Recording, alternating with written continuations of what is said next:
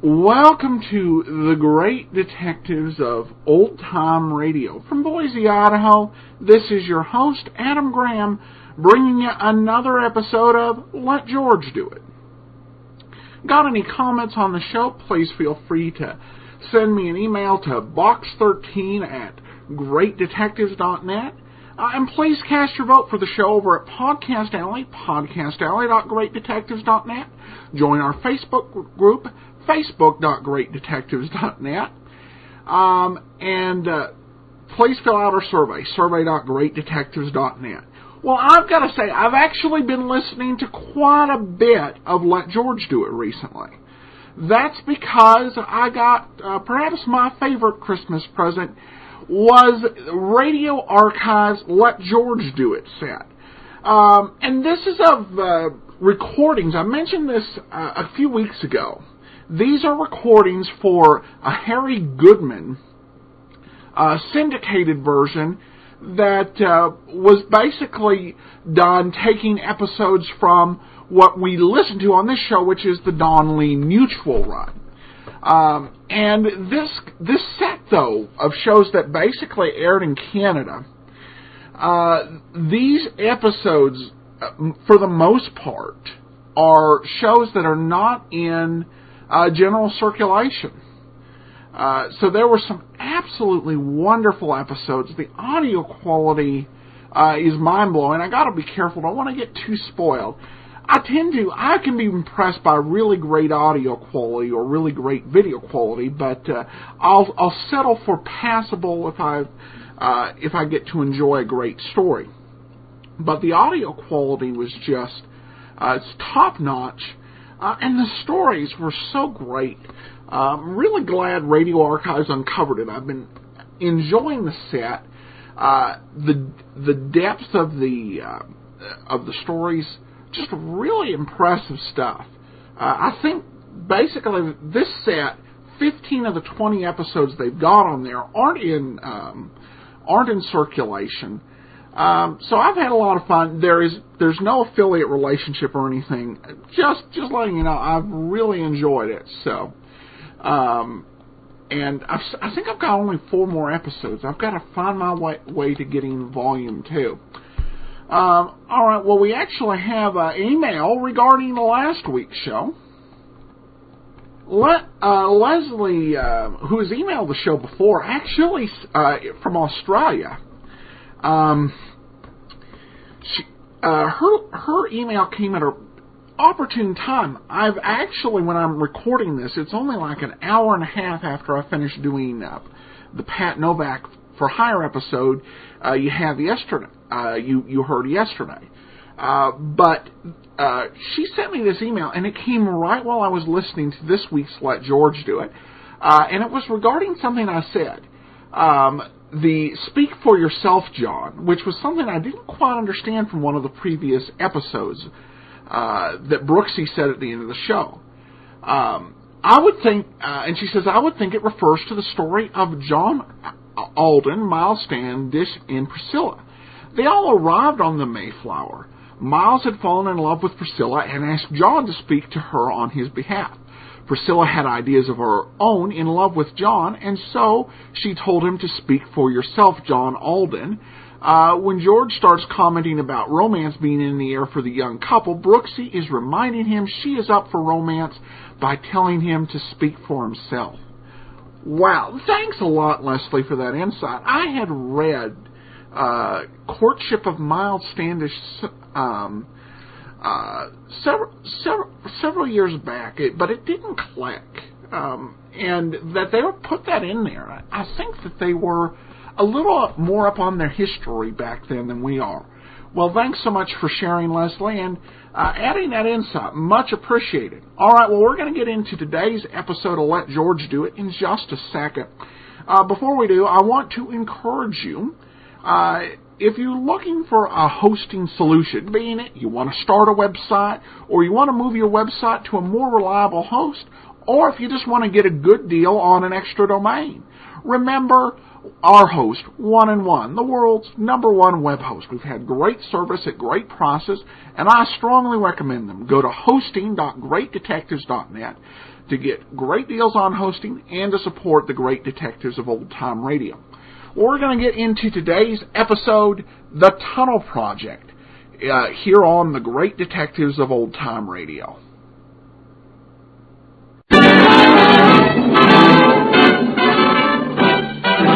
Standard of California, on behalf of independent Chevron gas stations and standard stations throughout the West, invite you to Let George Do It. Another adventure of George Valentine. Personal notice. Danger is my stock and trade. If you're up against something over your head and need help that's strictly confidential, you got a job for me, George Valentine. Write full details.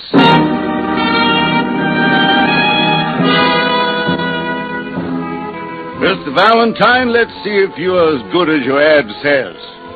I am up against something that's over my head. A river.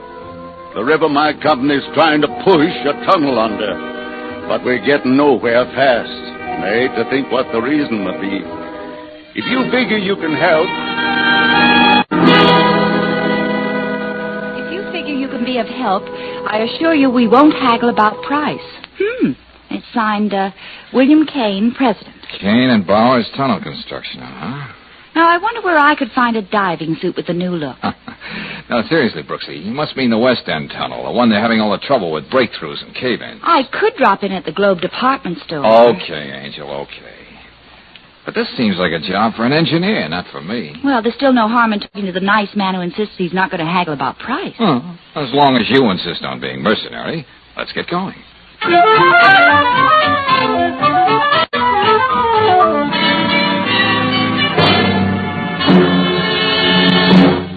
Valentine, you don't know how much it means to a former sandhog like me to wind up building his own tunnel. I think I can imagine, Mr. Kane. He's like a kid with a chemistry set, suddenly finding out he's discovered the atomic bomb. I realize this tunnel project's a pretty big thing, and you've had more than your share of hard luck. Yeah, way more than my share.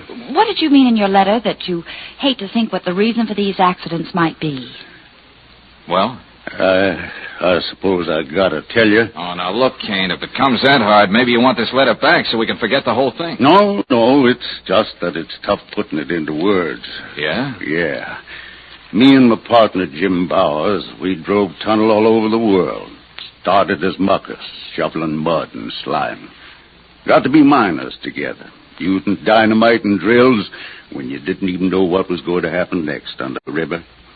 You'd think you'd get to know a guy after going through all that with him. Well, let's be blunt and put it this way, Kane.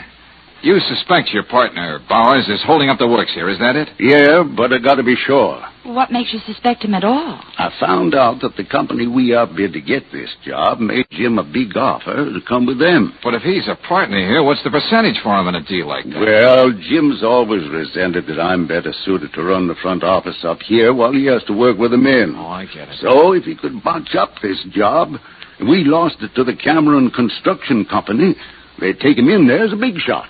Well, you certainly must have talked this over with Mr. Bowers. Yeah, I did, miss, and they said that he turned the Cameron offer down flat. But how can I be sure? Now all these accidents. With Bowers always on the spot to make them happen, if that's what he wanted. Frankly, Valentine, I don't even know how you can help me. Sandhogs are a clannish crowd. You can't go wandering around down that tunnel snooping around. Well, Mr. Kane, suppose you let me give it some thought. George. Yeah, Brooksy. How'd you like to buy a for instance? Okay, Brooksy, I'll buy. Well, for instance, if you were a reporter and I were a photographer, we could be doing a story for a national magazine. That would get us down into the tunnel to snoop. Say, that might be an idea, that. Then you could look around. I'll tell Sanders to expect Oh, now, wait a minute. Hey, look, Brooksy, that's a good for instance, all right. But this business of we... Of course I meant we. Why do you think I came up with the idea? Okay, you arrange it, Kane. I think we're going to take a crack at it.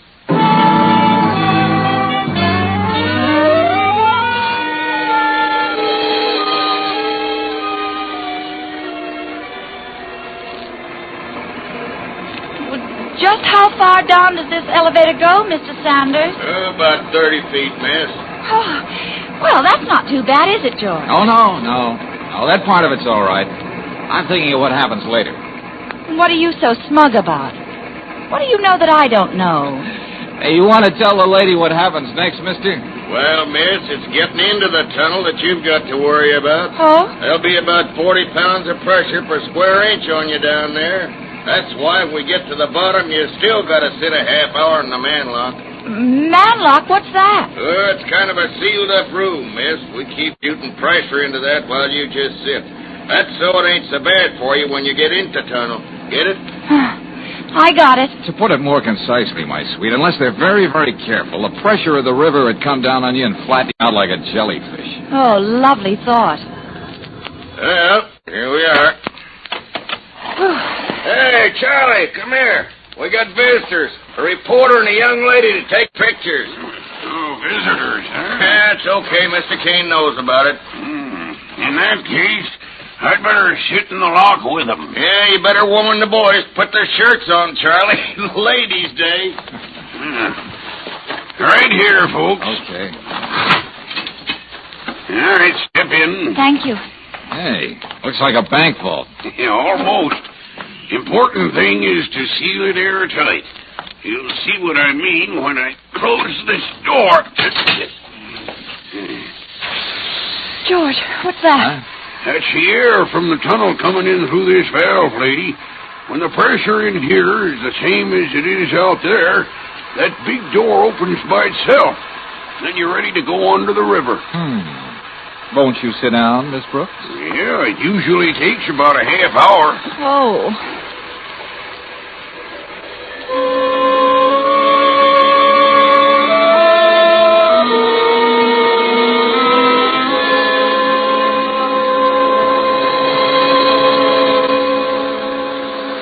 Just about a minute more now. You all right, Brooksy?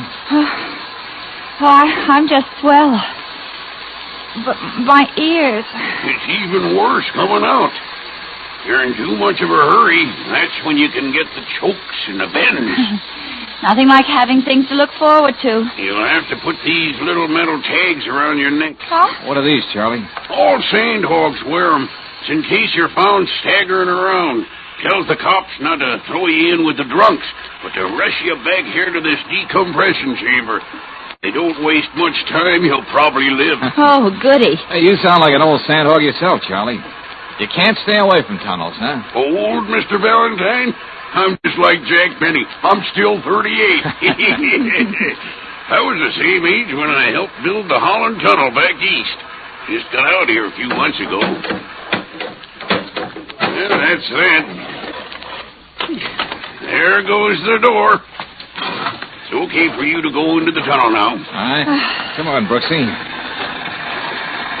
Oh, it's like the inside of a furnace in here. But there's all this nice water to slush through. God. That ought to help keep cool things off. George. Yeah, you can still put your bank in there with Charlie. Oh, no. I was just thinking of my nylon. Let's go. Okay, everybody clear. We're blasting. Blasting, George. Go ahead, Hagen. All right, let us go.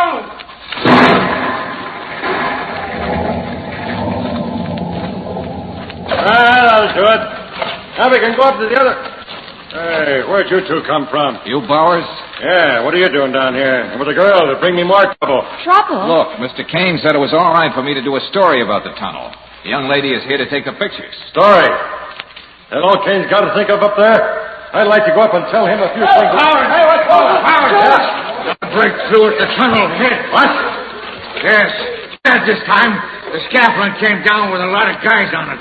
Scaffolding come down on every job. Young Tavis is down there, caught under all that rock and sand. We got to get him out. I'll get the ambulance, Hagen. But you get back there. Patch up that break. Go on. Tavis wouldn't be there now, Bars. if you sent that gang up tunnel far enough when the blast come off. Look, Sandhog, don't tell me how to build a tunnel. I'll tell you anything I want. Okay, if you want to fight... pick yourself up and do what I said. Okay, reporter, there's a story. How we lost another day. Yeah, what about the man you just lost? This is one accident they won't blame on me.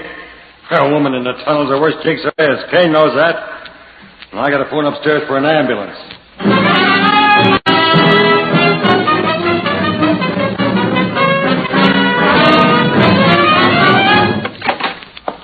Well, I see the two partners are working late tonight. That's good. Oh, Valentine. Did you get a good story out of that accident today? Now, look, let's stop kidding each other. You know I'm not a reporter, Bowers. I wasn't born yesterday. I know Kane had you checking on me. Why shouldn't I? You know we can't go on much longer this way, and you're in charge. A little bribe from the Cameron Company, and you... Another crack like that, and I'll fix you. Break it up, boys. Break it up. Let me do some talking. What I have to say will be short and to the point. Yeah? Yeah. I did some checking today. Bowers isn't the only one who might profit by these accidents. You could too, Kane. Huh? What are you talking about? Let's hear some more. I had a talk with the city engineer. He said he doesn't know how you can do this job on the bid you put in. I admit I was figuring close to the line, but we would have made it if things went right. So the boy in the stiff shirt comes up with another bad deal, huh? And, Kane, you had the foresight to take out insurance to protect you in case you went broke building this tunnel. Well, that's a natural precaution. Oh, yeah. But it was a personal insurance policy, taken out in your name, not for the firm. What's that, Jim? I know how you've been spending money, so I paid the premiums, but I was only thinking of the company. Well, here's what I'm thinking, Kane. The insurance company would pay off if none of these accidents could be traced to you, and you'd be saved from a ruinous bid. Yeah, but that's how it might look. Gentlemen, look, if there's one thing I don't like, it's to be kidded along. Now, do you still want me to find out what's behind those accidents? I have nothing to fear, Valentine. That's why I hired you. I know I'm clean. Go right ahead, Valentine. Okay. If you're sure that's what you want. Of course. You heard what I said. Yeah, but just remember, if I dredge up something from the bottom of that river that you don't like, you're the guys who ordered it.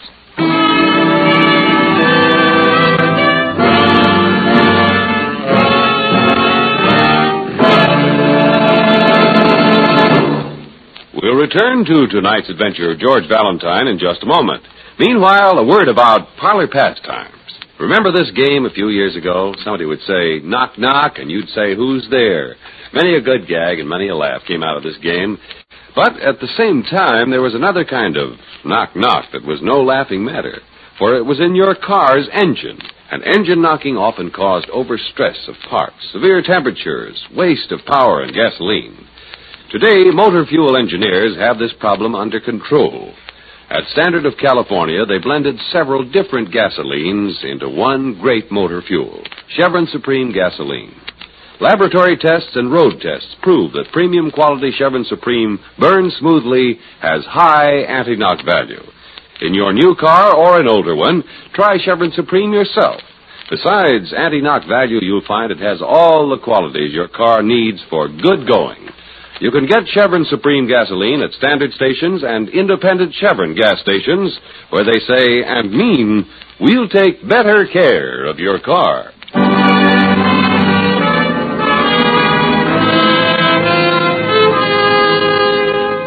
And now back to tonight's adventure of George Valentine and $1 million tunnel burrowing deep under a riverbed. A series of unexplained accidents that stopped the job cold.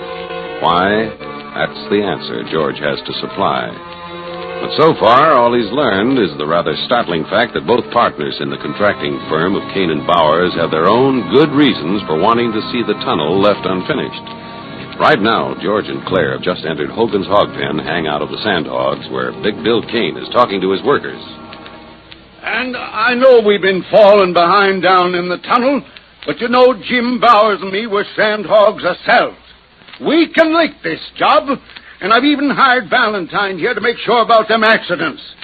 Now, here's an offer. You make up for lost time, and I paid time and a half to every man from then on. I could swallow that better, Brooksy, if I didn't know about that insurance policy Kane took out. Yeah. Now, look, boys. That offer my partner just made you suits me, too. Just wanted you to know. I could swallow that easier if I didn't know about the offer Bowers got from that other construction company. Well, I don't know about you boys, but I still have my doubts. Oh, it's our cheerful old friend from the manlock. Don't get me wrong, Mr. Kane. I like making extra money. But when a job like this gets off on the wrong foot, it never straightens out. All right, Charlie, you're just getting the jitters. All right, go on and laugh. But I wouldn't be surprised that if we pushed that tunnel another 50 yards, we'd run into a ledge of gravel and hardpan. Boulders will never get past. Just more trouble. Now, what we want to know from you boys is, are you with us or not? Huh? Oh, fine. That's all we want to hear. The drinks are on Kane and Bowers. Go and get it. Come on, Brooksy. Where are we going, George? Just riding a hunch. We've got to be someplace before 5 o'clock.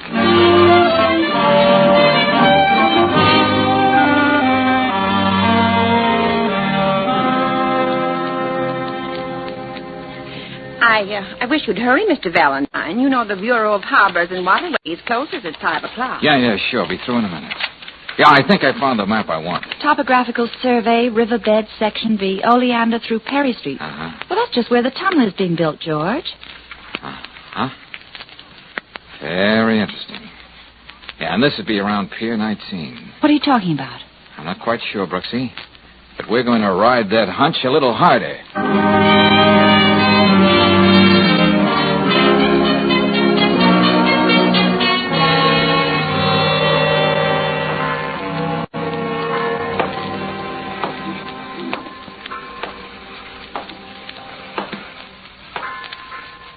Hey, you the watchman on this pier, Pop? Yep, been here for the last 15 years. Huh?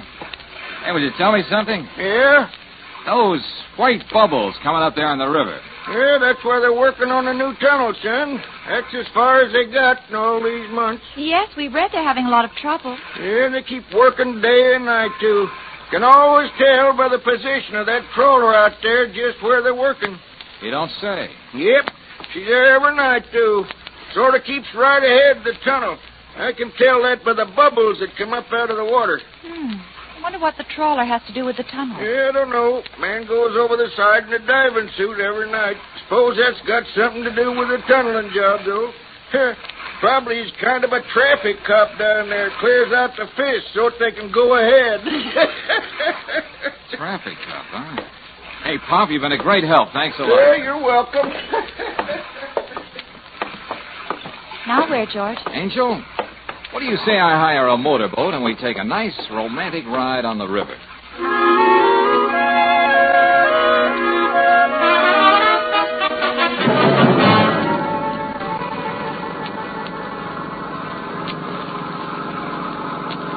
Okay, George, I agree with you. A trawler on top of the river has nothing to do with the building of a tunnel under the riverbed. Then, Brooks, why is it here every night, always just ahead of the shield of the tunnel? Now, that's more than a coincidence. There it is, up ahead. Uh-huh. What are we going to say to whoever's aboard? May we drop up for a cup of old-fashioned clam chowder? If you don't mind, young lady, I'll do the talking. As always. Hey, up there. Hey, can we come aboard? Anybody home? No, and get away from here. Well, the truth is we ran out of gas. Did you hear me? I said get on your way. Well, surely you can spare enough gasoline just... I see you didn't understand what I said. George! Hey, what are you trying to do? Next time I won't miss. Now get away from here and stay away. George, what's going on around here? Look, Brooksy, I caught the name on that trawler. It's the Martha M. Tomorrow morning, first thing, check on the registry. See who owns it. Then pick me up at the tunnel.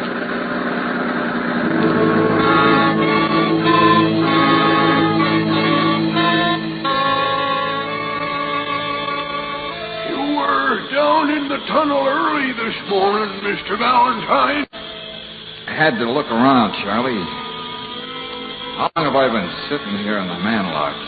Oh, just about 15 minutes.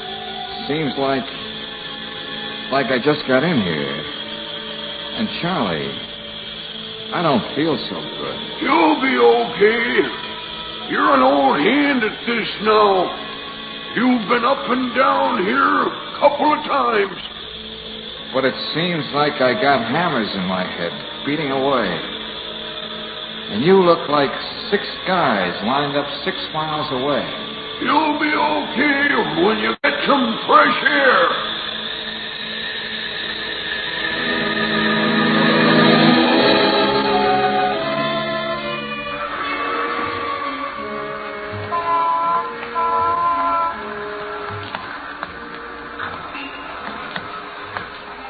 Hey, look, officer. I know where I want to go. Help me, will you? Yeah, you need a lot of help, mister. I've been watching you weaving down the block. I'm very sick. I feel rotten. I wonder why. I think I got the bends. Yes, and you've been bending over the bar too much. Hey, take me back, officer.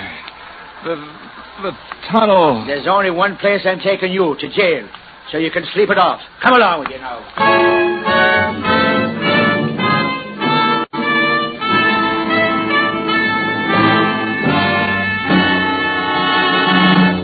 Mr. Kane.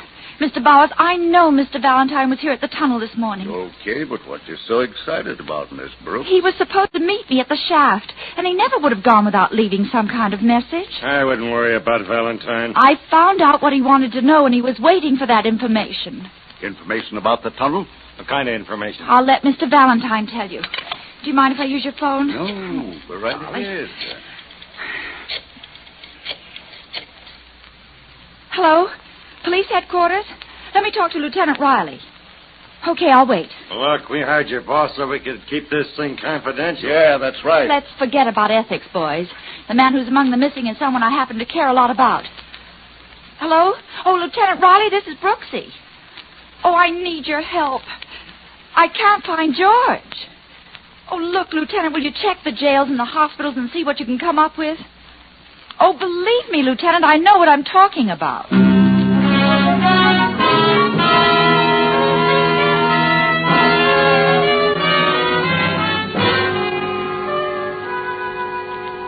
We traced him down for you, lady, but you're not taking him out of here. Oh, Brooksy, my oh, head. take it easy, darling. Best thing is to let him sleep it off. Can't you see this man is sick? He's got the chokes, the bends. We've got to get him back to that decompression chamber at the tunnel. What are you talking about? Oh, I'll show you. Wait a minute. Look, this tag here around his neck. I can't breathe. Oh, so they took it off him. Well, here, they gave me one, too. Here, read it. This man is a sand hog. Decompression chamber. Rush. Yeah. Okay, lady, you win. And I hope we make it.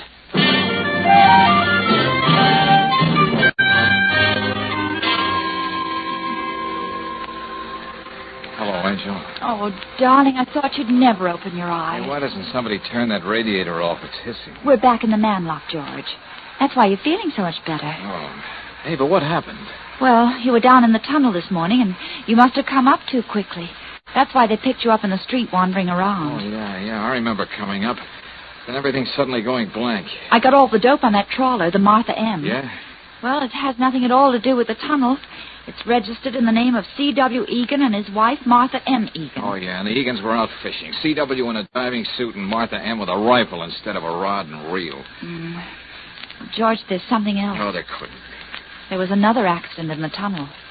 Oh, what kind of accident? I don't know. Let me get over to that phone on the wall, Brooksy. I want to talk to Ken. Okay, George. Hello. Yeah? Hello? Bill Kane? Yeah. This is Valentine, Kane. Yeah, Valentine. We're having a lot of trouble. You okay? Oh, sure, just dandy. Heard you had a narrow escape. Oh, what kind of accident was it now? The whole tunnel nearly got flooded. Yeah? Yeah, just a good thing the new ship wasn't in yet. Poor Charlie, the lock tender, got killed. Charlie? Nobody will ever know why he was down at the tunnel face with a drill, but when we found him, he was over his head in the muck pile. I see. Don't know what the answer is, but it's the end of old Charlie Egan. Egan? George, what is it? Sure, you know Charlie? Egan. So that's the answer. What's that, Valentine? Look, Kane, get Bowers and wait for me in your office. First, I want to see a lady about a boat. Then I got something to say to you.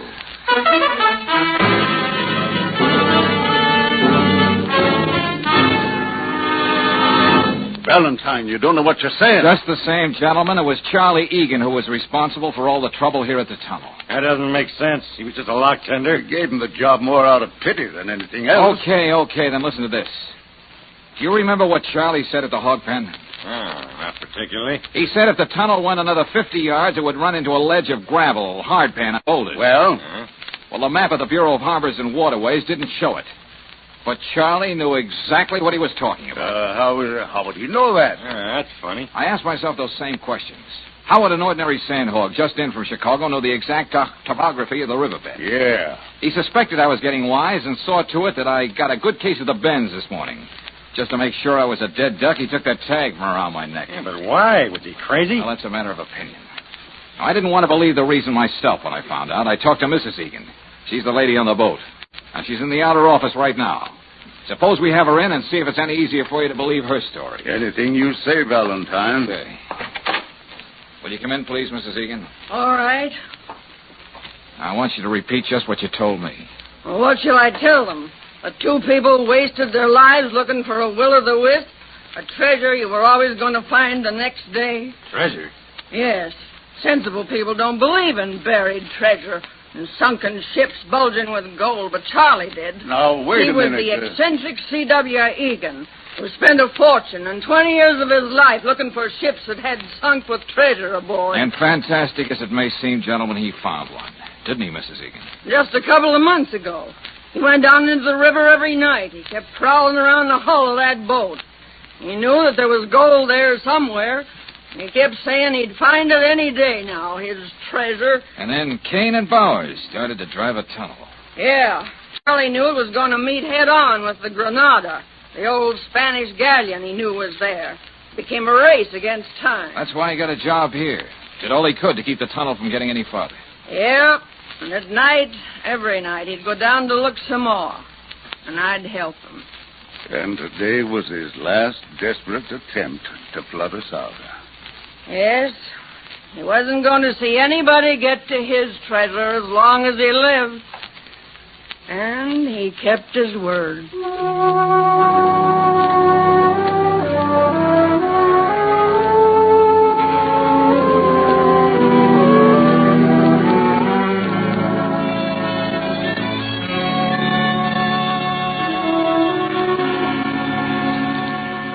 Well, Brooksy, here's the check from Kane and Bowers. That's all washed up.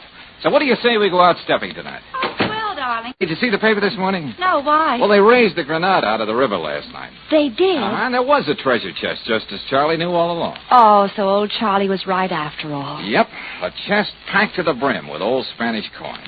George, how romantic. Oh, yeah, but old Charlie wouldn't have been too happy about it. No, why? No. The whole batch was worth about $100.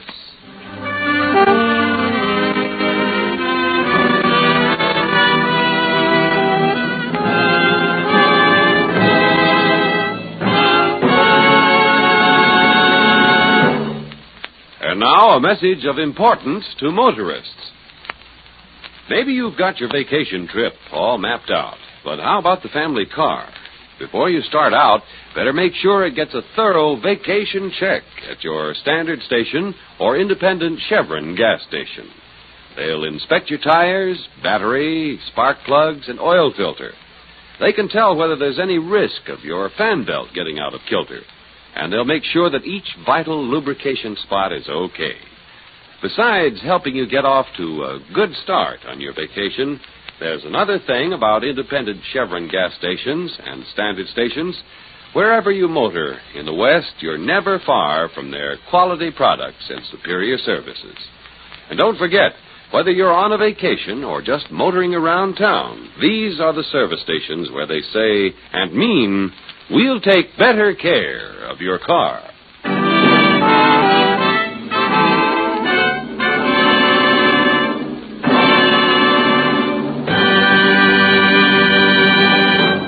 Next week, when you tune our way for another adventure of George Valentine, you'll hear... Brooksy, I want you to get down to headquarters as soon as possible. Have them get that whole crew together, all those pixies that were at the seance last night. Including the spirits, George? Including Miss Turner. Have them all brought back to the sanctuary. But why? If there really was a murder, Brooksy, I won't be able to live with myself until I find the reason for it. Right now, I got a date with a crystal ball. and maybe I'll get a preview.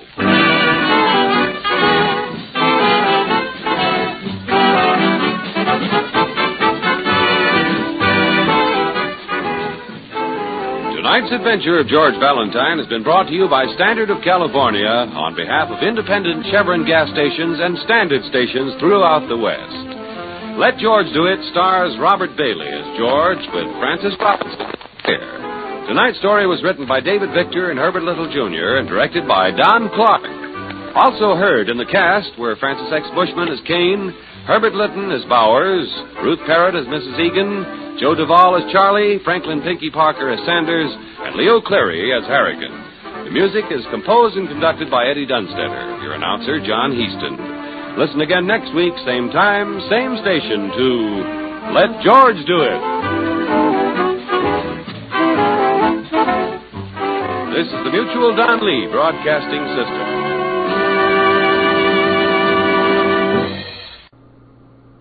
Welcome back. This was actually a very well-researched episode. And the one thing I always appreciate about the way they do these stories is when George comes up with the solution. It's something that makes perfect sense. And you feel like he's a real clever guy for knowing it. You don't feel like, oh, well, this is just really contrived. This was a very clever scheme and a very surprising outcome. Plus, I thought the way that Charlie tried to do away with George, that was very unique. To basically take him out of the manlock without enough oxygen. So whoever did the research for this show was absolutely on the ball. So, all right, well, we're going to wrap this up. Got any comments? Send them my way, box13@greatdetectives.net. Again, remember, once a month, please cast your vote for us at Podcast Alley, podcastalley.greatdetectives.net. But from Boise, Idaho, this is your host, Adam Graham, signing off and reminding you tomorrow to listen for Sherlock Holmes, and next week, another episode of Let George Do It.